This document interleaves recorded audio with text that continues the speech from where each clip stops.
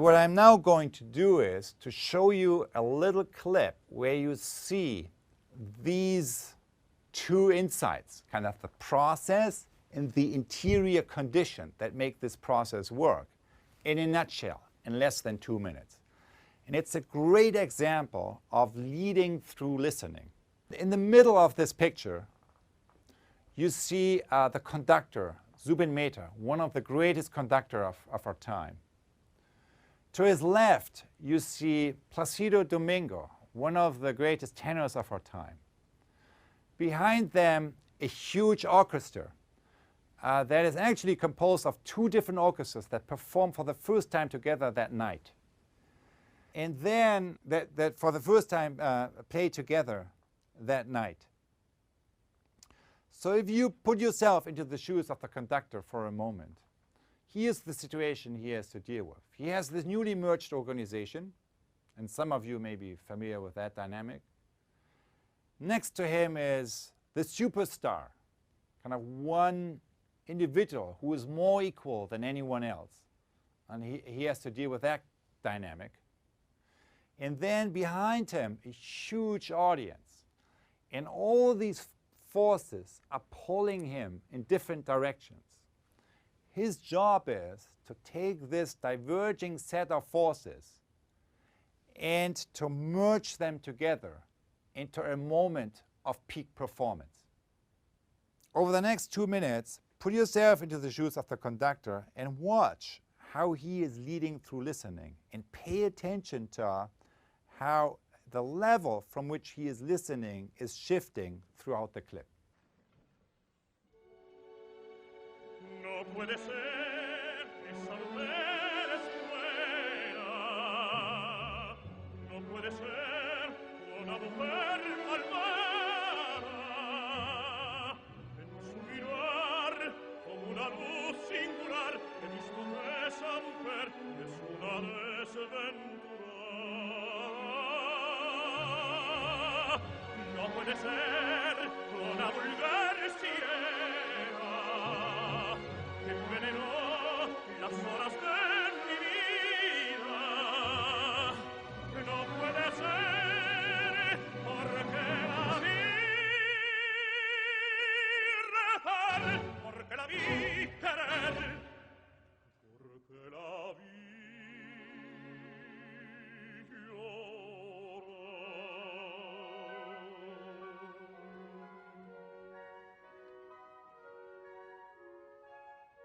Los ojos me lloran, no saben mentir. Las malas mujeres no miran así, temblando en sus ojos 2 lágrimas de mí. Y a mí me ilusiona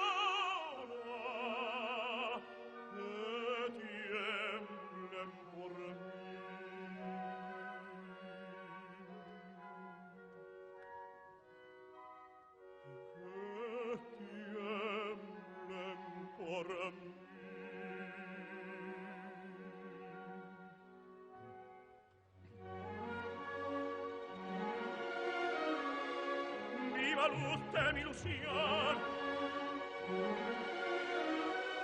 sé piadosa con mi amor, porque no sé fingir, porque no sé callar, porque no sé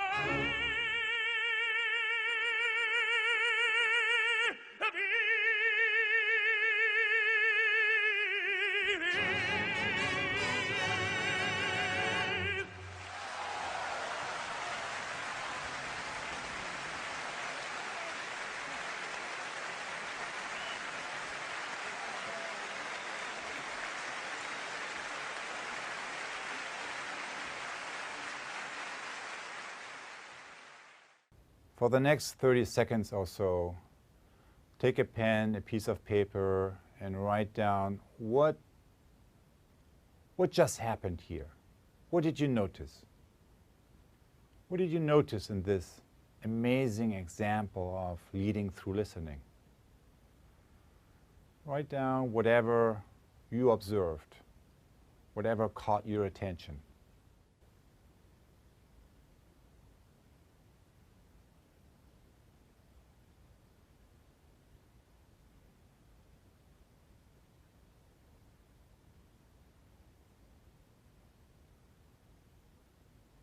So before showing you the last 30 seconds of this clip again, I want to share with you some observations that I heard from many groups that, like you, kind of watched that clip and then shared some of their observations.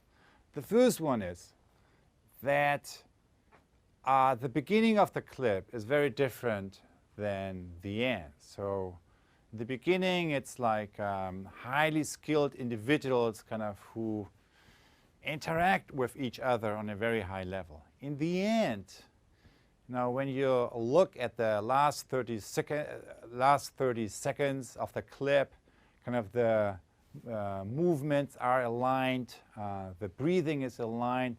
It looks as if this is not two persons, but one creative field that is manifesting. You know, they are totally synchronized, kind of operate with and from each other. And it looks as one system or one intelligence rather than two persons interacting with each other. So that's kind of, there's a shift happening from the beginning to the end. And what's interesting about that shift is, and what I love about this clip is, that I believe what Zubin Mehta, the conductor, is doing, is embodying, is a physical embodiment of the inner leadership work that we need to do in order to take a group from here to there. And let's just look at that kind of language of his body language a little bit. In the beginning, kind of he is kind of more transactional, and then you see the shift, which is kind of this level here, kind of that I kind of interact with my environment. But then where's this shift to the empathic level? You remember kind of where at one moment he is turning around and opening his arms and giving all his attention to Placido Domingo, to the tenor. And you can see how the emotional connection is building up. It's not only here, it's kind of here. You see the direct emotional connection building up. And then, I don't know whether you remember, shortly after that, it's this. He is dropping the baton. Think about that. What does it mean that if, as a conductor, you're dropping the baton? As a conductor, I get my paycheck for doing this. He is dropping the baton, and that means it's a radical statement that says, it's not about me.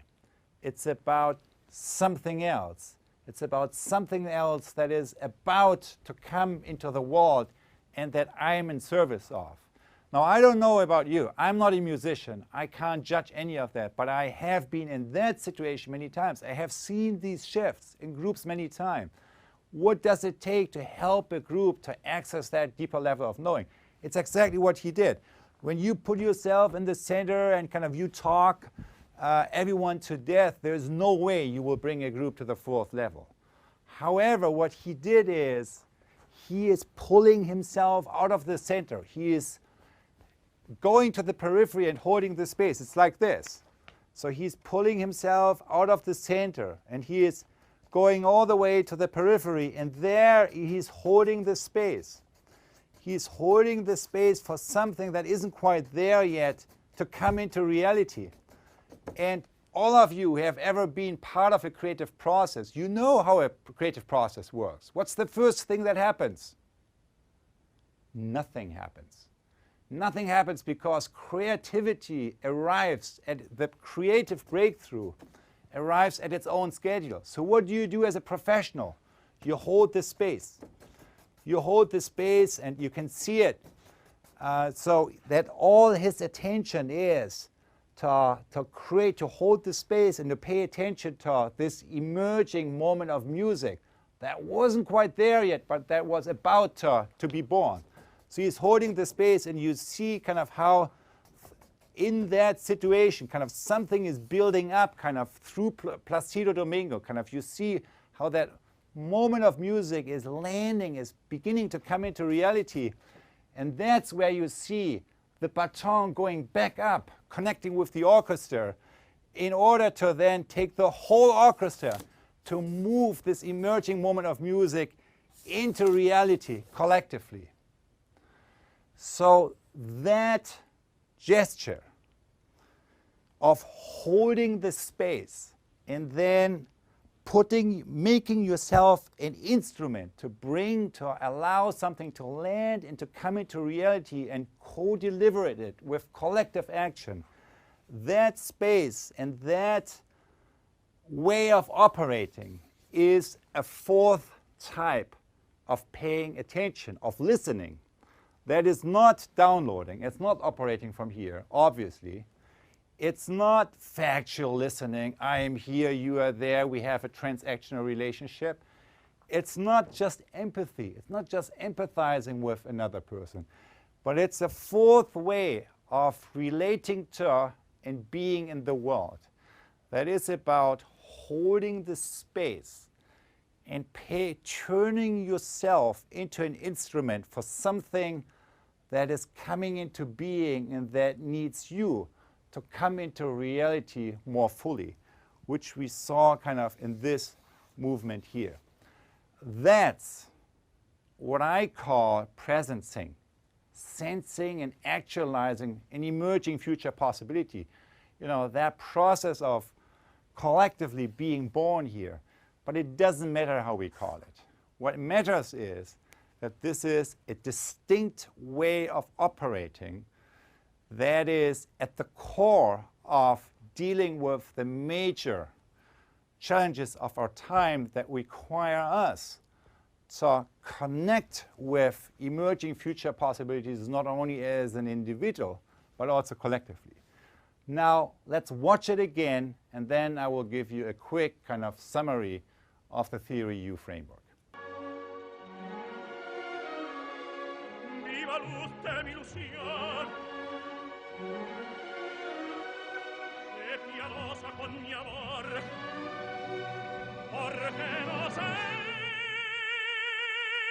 fingir, porque no sé callar, porque no sé